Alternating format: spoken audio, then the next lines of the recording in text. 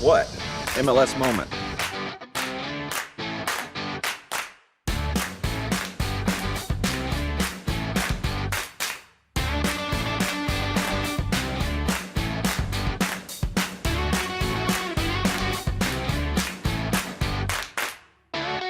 Hey everybody, and welcome to another MLS Moment today.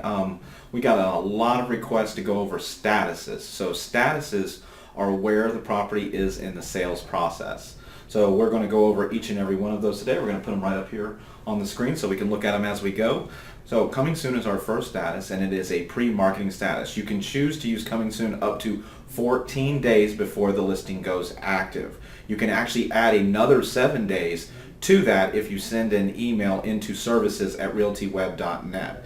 Also, make sure that you get a coming soon addendum signed with the listing agreement if you're using coming soon. Days on market do not start when something's in coming soon. However, you cannot show the property or present offers while it's in coming soon. Remember, you can always make a property go active from coming soon before the time limit runs out if you'd like at any point just by going to change listing. However, you cannot put it back into coming soon. Also, you can only put something in coming soon status while you're adding the listing. All other statuses can be changed after the fact except for coming soon, and we cannot change it administratively either. So be sure that you check off coming soon while you're adding the listing.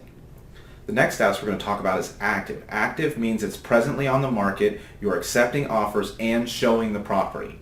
First right of refusal means there's a contract that indicates that the buyer has a right to buy before the seller negotiates any other offers.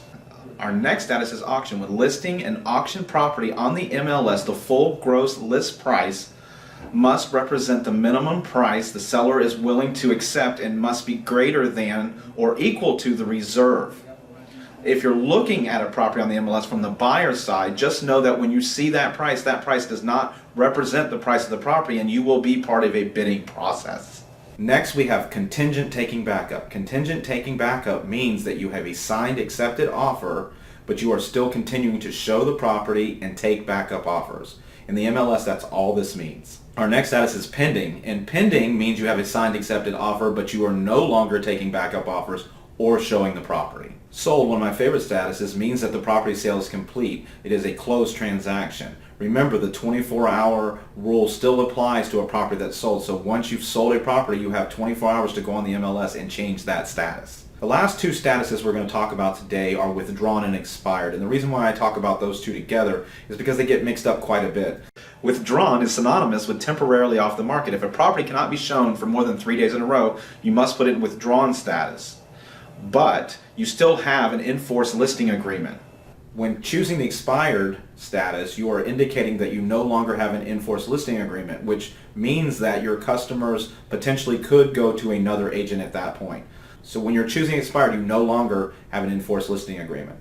And that's all the statuses that are available on the MLS. I hope this helped you. You guys have a great day. Thanks for tuning in. See you next week.